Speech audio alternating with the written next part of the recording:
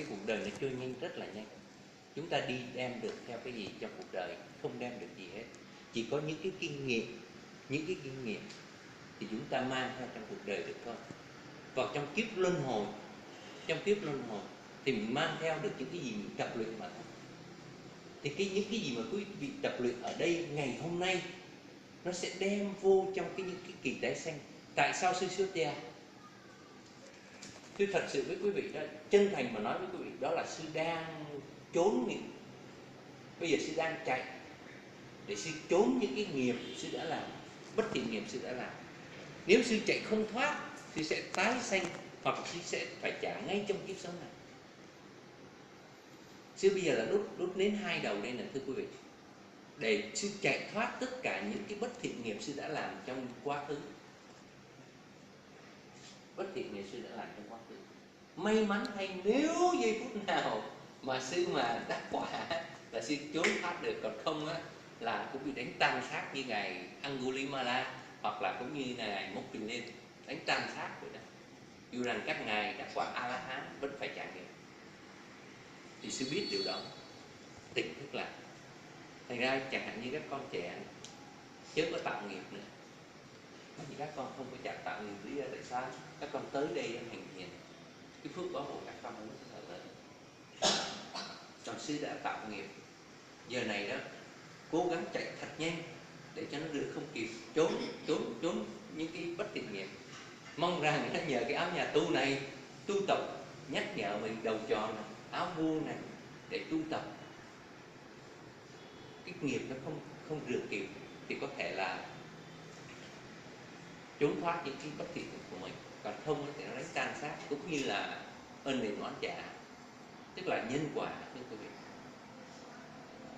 Thành ra những cái gì mà quý vị làm khi mà nó tu đó, quý vị giữ giới á, thì nó chưa bị dấy lên và mình phải trả cái nghiệp đó. Nhưng mà khi quý vị đó yếu đuối, tâm mà nó yếu đuối đó, là cái bất thiện nghiệp nó xảy lên. Ngay như lúc hành thiền cũng vậy. Ngay lúc hành thiền quý vị bị trồi lên rất là nhiều cái vấn đề. Tại sao nó gãy xương? Nó gãy xương bắt đầu nó nổi lên, nó đau, nó đớn.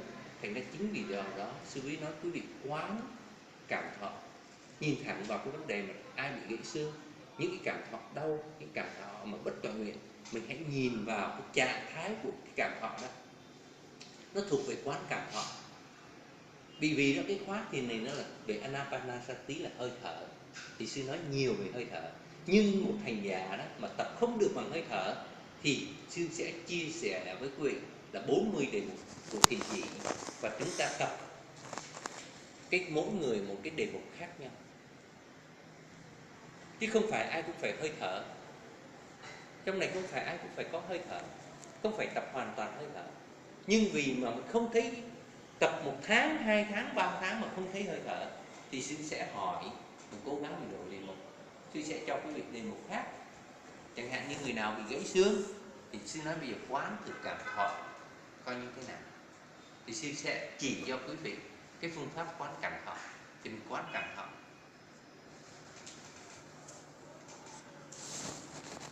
Cái suy nghĩ ai cũng có suy nghĩ ở trong này cả.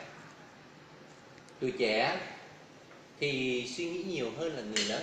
Người lớn nó bớt đi suy nghĩ, tại vì nó đã bắt đầu trầm tĩnh lại.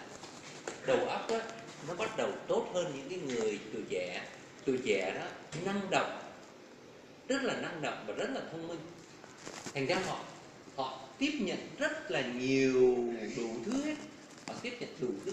Thành ra cái đầu óc nó chạy loạn cả lên, cả ngày nó dao động. Tại vì tay bóp cái này nó như con khỉ vậy đó, truyền cành, nó cứ loạn cả lên, nó không bao giờ nó ngồi yên. Quý vị thấy chẳng hạn như hôm qua có 2 đứa bé nó tới 5 tuổi rưỡi, nó có bao giờ ngồi yên được đâu. Thì mình cũng vậy, mình mới khoảng 18, 19 rồi 20 đó, thì mình cũng cái suy nghĩ nó cứ loạn cả lên. Mà tới đây được rồi đó, thì bắt đầu tâm bắt đầu nó yên xuống, bắt đầu có sự tập luyện nếu đều đặn, thì tâm càng ngày á nó càng bớt đi. Chẳng hạn như xưa bây giờ đó, hoặc là muốn suy nghĩ đó, thì cái tâm á, nó chậm lại, tại vì giờ già rồi, thì cái tâm bắt đầu nó chậm lại và nó chín chắn, nó trưởng thành hơn, nó biết cái nào nhờ sự nhiều năm tu tập, cái nào cần suy nghĩ và cái nào không cần suy nghĩ.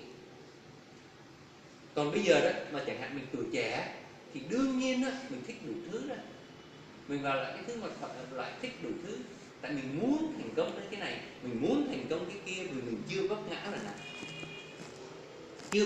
nào, thành ra mình muốn đủ thứ hết. Mình nghĩ là một cái bầu trời nó tốt đẹp, hoàn toàn tốt đẹp. Sư có một người đệ tử rất là tỷ phú ở tại Hà Nội này. Năm 2012 sư tới đây, cô ta có hàng tỷ tiền Việt Nam. 2015 sư tới, hai bàn tay trắng, hai bàn tay, cũng giống như cháu sư đi, đùng cái đó 3 năm trời, hai bàn tay trắng. Ngày xưa đi xe Mercedes, giờ này đi chiếc xe Honda, bây giờ tự mình lái, ngày xưa có tài xế lái. Rồi mình có muốn sống không? Muốn sống chứ. Cái chuyện đó là cái của mất nhưng mà người còn. Thôi của đi thay người cho nó chắc đi. Nhưng mà làm sao không tiếc, làm sao không hối tiếc quý vị. Trong khi mình có hàng tỷ, nó đến tiền đó, mình có hàng tỷ, mà chỉ có 3 năm trời thôi quý vị. Tức là hai bàn tay trắng hai bàn tay. Nói trắng hai bàn tay thì nó không có, nhưng mà có cái nhà ở, mất khoảng chừng 95% tài sản của mình. Là một người đại gia bây giờ trở thành một người bình thường rất là khó. Cái người mà khi giàu có, người nghèo mà trở thành giàu, khi mà giàu trở lại nghèo khổ lắm, khổ vô cùng.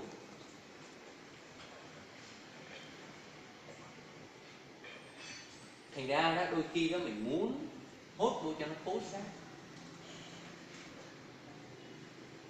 nhưng mà không biết đủ. Ở cái Việt Nam này nó lạ lắm. Mình có 1 tỷ đó thì nó cho mình 1 tỷ, mình có 2 tỷ thì nó cho mình 2 tỷ. Mà khi mình thua là nó hốt hết, không còn được tỷ nào cả. Tại vì cái nợ của mình 2 tỷ, mình lấy đâu mình mượn được đó. Rồi nó tới nó xiết nhà làm còn hai bàn tay trắng hai bàn tay.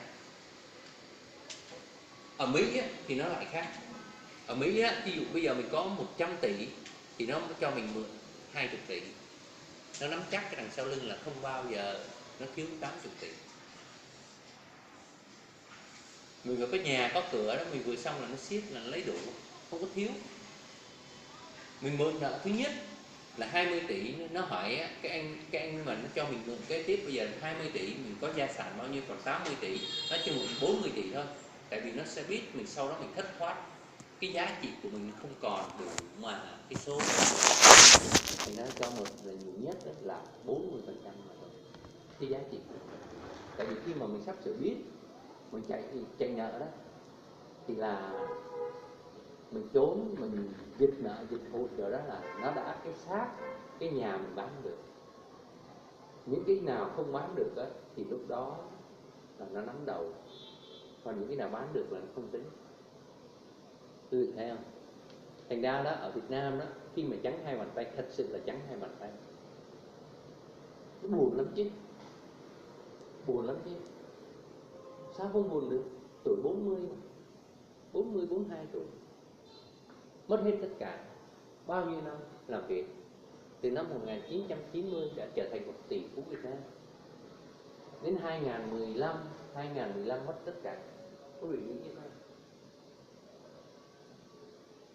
Đó. Sau 25 năm làm việc, tưởng càng ngày mình càng giàu hơn. Thành ra chính vì vậy, khi mà mình có mà mình mất đi, đau khổ vô cùng. Có nhiều người nhảy lầu tự tử. Chứ đã có những người bạn nhảy lầu tự tử ở tại nước Mỹ, làm stockbroker, tức là chuyên gia về cổ phiếu.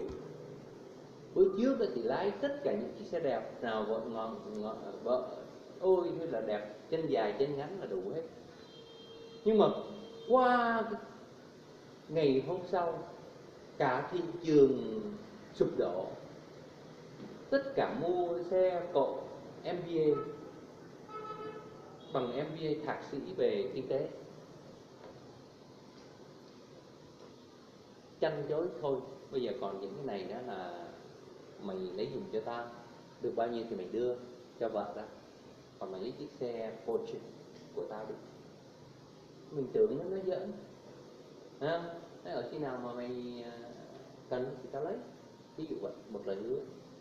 Mà nó chối hết xong xuôi á, nó lên lầu thứ 10 mấy đó, nó nhảy xuống cái đụng cũng tan xác. Quý vị thấy không?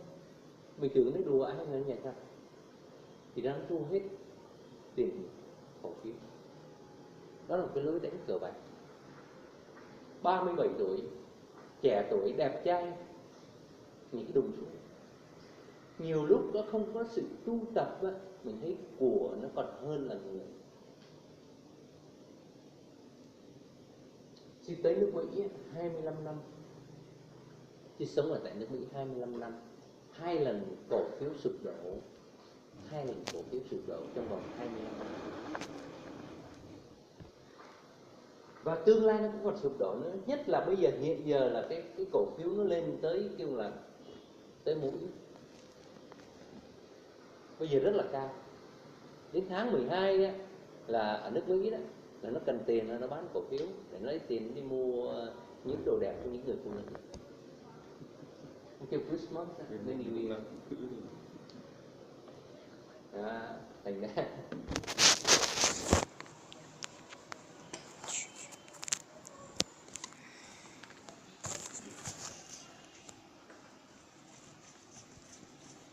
trong cuộc đời cái gì nó còn tồn tại, đó là pháp bảo tồn tại thôi. Pháp bảo là cái gì? Là những cái gì quý vị đang tập luyện đây. Quý vị nhìn coi chính cái bản thân mình nó không tồn tại, ngày nào đó mình đẹp như là cái cô này đây, còn hơn là tiên nữ. Nhưng mà cho đến giờ này nhìn sư coi, đầu tóc tèm lem, ngày xưa sư cũng như Lộc đây, người hùng của thời đại đấy. Nhưng mà đến giờ này mặt mày tèm lem hết trơn, chân chì, vết chân chì nó đã hiện trên mắt. Và bây giờ đợi chết quý vị, bây giờ đợi chết. Chứ thật sự bây giờ nếu mà đi ra ngoài đường thì nó chỉ có lượng Lộc này, chứ nó thấy ông này là già quá rồi, chứ không có muốn gì nữa, biết là tôi tiêu rồi, không còn làm ra tiền nữa. Mà cái này là cả một sự mà tương lai, cả một cái bầu trời tuyệt đẹp, có phải không con? Cười. Thì cũng như Diệu Tính này đây, 19 tuổi đã biết đi tu quý vị. Gặp sư năm 2015, ghé bên lỗ tai sư nói: sư ơi, ngày nào đó sư có cái dịp đi ra ngoài Thanh Hóa độ cho mẹ con với bố con, rất là dễ thương đó. Mỗi lần mà đi chùa phải trốn, cái tội nghiệp như vậy. Quý vị có tưởng tượng rồi đấy. Thì cũng như Lộc đấy, đi tới đó là sợ mê tín dị đoan. Sư nói những cái mê tín dị đoan, sư có nói mê tín dị đoan không quý vị? Thành ra quý vị em, cha mẹ không cho con mình học những cái tốt, nhưng mà cho con mình học những cái xấu. Chẳng hạn nó đi uống rượu thì về lại này thì thôi con ạ, đừng chích nữa, bố mẹ cho con một số tiền, cố gắng học hành. Gặp những nhà đạo đức dạy dỗ thì cũng chịu. Quý vị thấy nó cái xã hội nó buồn cười lắm, cứ đi tìm ở đâu đâu không, và cái sự thật nó tuyệt đối thì không thấy được. Với cái tuổi trẻ như thế này, với cái tuổi trung lưu, trung niên như quý vị này đã thấy được Phật Pháp và đã hành Pháp qua những ngày vừa qua, kể cả những người bằng tuổi sư hành Pháp những ngày qua, quý vị có hoan hỷ không? Trong cái môi trường này quý vị có hoan hỷ không? Quý vị thấy có lợi lạc không? Đó, chính những cái điều đó. Và cụ 75 tuổi cũng vẫn đi hành Pháp. Tuy rằng tai điếc, sư hét ầm hét ý lên, quý vị mới vô quý vị tưởng đâu sư hét cũng như người tai cũng không có nghe rõ. Thành ra đôi khi đó mình phải nói lớn. Chẳng hạn như trong này đâu có âm thanh mà ấy thì cái sư phải nói lớn. Nhưng mà chẳng hạn như người bên cạnh đó nói: ôi chà, cái ông sư miệng to thế. Mà đâu có biết rằng ở trong này mấy chục người, thành ra nói lớn lên chút xíu nữa.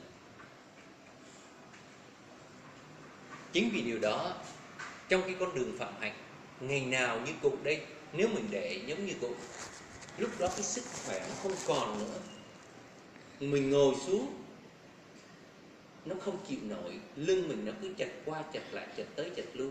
Không phải chính mình không, mà các em nhỏ cũng vẫn bị như thế.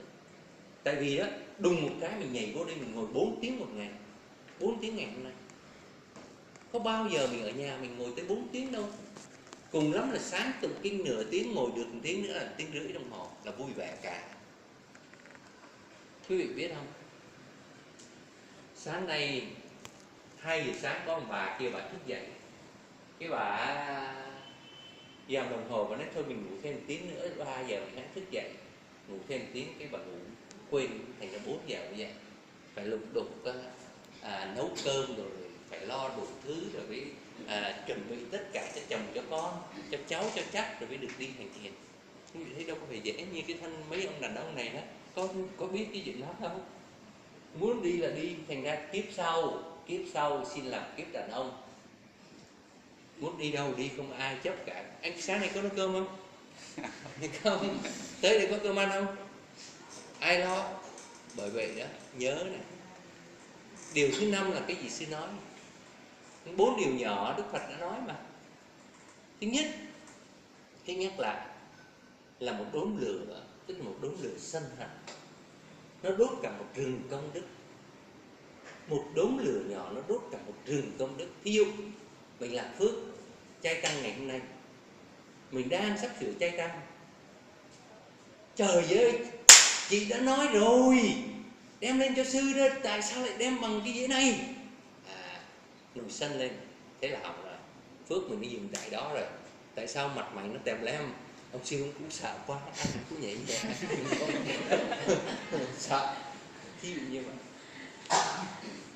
Nhưng nếu mà làm phước mọi người đều hoan hỷ thì cái gì xảy ra? Phước mình nó chỗ. Tất cả những hành giả đây, tại sao như vừa rồi sư xin tất cả ngày nào sư cũng xin phước báu của quý vị để sư hồi hướng cho tất cả những ngạ quỷ chư thiên ở bên ngoài cửa này. Có thể chư thiên hiện giờ đang ở trong này. Sau thầy pháp họ nhận cái pháp bảo này, họ đi tái sanh làm người làm trời. Hoặc là những người ở ngạ quỷ họ nhận cái phước này, họ tái sanh làm người. Không phải đùa giỡn. Thành chính vì điều đó sư sẽ xin sau giờ thầy pháp của sư đó, sư sẽ xin cùng cộng với cái thời pháp của sư. Nếu có một giây phút phước báu nào đó thì sư xin hồi hướng đến những người đã còn hiện tiền cũng như những người đã có bạn. Mà với cái từ trường mà từng này người đó thì nó hơn một người, có một mình sư nó không có đủ, mà được từng ngày người thì ôi hạnh phúc thay. Không đùa giỡn. Quý vị là những hành giả, chỉ có không mặc y mặc áo giống như sư, không cạo đầu như sư, nhưng mà khi quý vị hành thiền thì tâm của quý vị cũng giống như tâm của sư mà thôi, không khác. Nó không khác. Mình cùng làm một con người, không khác. Tâm thằng nhỏ này đó, đôi khi em nhỏ này còn thanh tịnh hơn sư nữa, tại nó không suy nghĩ nhiều, chả có cái nợ nần gì cả. Thấy chưa? Thành đôi khi nó lại trong sáng hơn sư. Mà cái người mới xuất gia đó, mới cạo đầu á, là như là một vị thánh tăng, tại nó chưa có ô nhiễm. Nhiều năm tu như sư đó, là càng tu là càng nhận mà chả làm được cái tích sự gì, là thôi tội nó càng ngày càng nhiều, phá giới nó càng ngày càng nhiều. Thấy chưa? Thì cái nghiệp đi xuống nó càng nặng. Thành ra lời sư nói đó quý vị coi thì nó có đúng không? Thành ra đối với sư đó, sư gặp các vị trưởng thượng, sư đảnh lễ rất là cung kính, dù tu hơn sư một ngày thôi, sư vẫn quỳ lễ, sư đảnh lễ rất là đúng 5 góc tôn kính. Nhưng còn cái phần của quý vị đó, có lên hay xuống đó là phần của quý vị, còn phần của sư đó là sư lo cái phần của sư. Ơn đừng nói dạ, bây giờ những cái gì sư cộng nghiệp đó, về trả nghiệp đó là sư phải trả. Tại sao có người đó mới tuổi trẻ đã chết, có người đó 75 tuổi cũng chưa nhúc nhích gì cả? Tại sao? Đó, nói đến nghiệp mà quả của nghiệp, không có cười.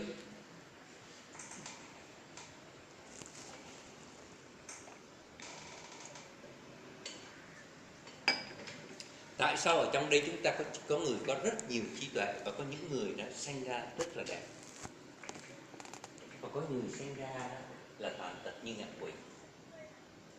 Quý vị thấy ngạ quỷ ở trong kiếp sống này chưa? Những người tàn tật mà lết lết á, ngạ quỷ đó quý vị, cái bụng nó to, cái đầu nó bự mà nó lết lết lết lết. Vậy sanh ra được một đứa con tàn tật thì quý vị nghĩ như thế nào? Ngạ quỷ nó lên nó tái sinh vô trong cuộc đời mình để cho mình cả một cuộc đời ân hận. Nhưng mà ơn đền oán trả quý vị.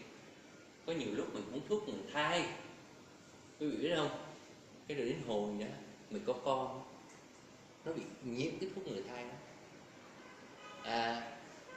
Nó vẫn còn trong cơ thể, nó làm cho dị ứng, nó đứt tay đứt chân đi, thành nó đẻ ra tàn tật chứ không có gì thôi.